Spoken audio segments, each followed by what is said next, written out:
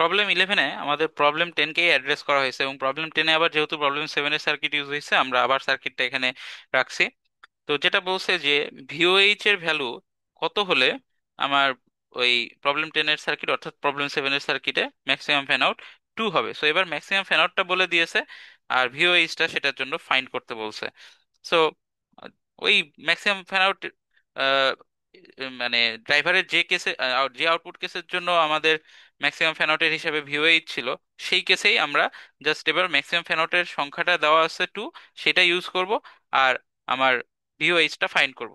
তো এটা তো আমার ড্রাইভারের আউটপুট যখন হাই, তখন আমার ম্যাক্সিমাম ফ্যান আউটের জন্য কি ড্রাইভারের আউটপুট আমরা কি ধরি, ভিওএইচ ধরি। তাহলে এবার ধরো এটা আমরা ভিওএইচ ড্যাশ নাম দিলাম কথার কথা।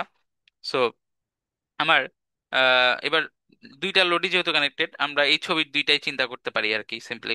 তো তাহলে আবারও কি সাপ্লাই আর লোড কারেন্টের ব্যালেন্স বা রেশিও থেকে আমার ম্যাক্সিমাম ফ্যান আউটটা আসবে। তাহলে ম্যাক্সিমাম ফ্যান আউট এর জন্য আমার সাপ্লাই কারেন্ট এখানে কত, 3.6 মাইনাস আমার ভিও এইচ ড্যাশ বাই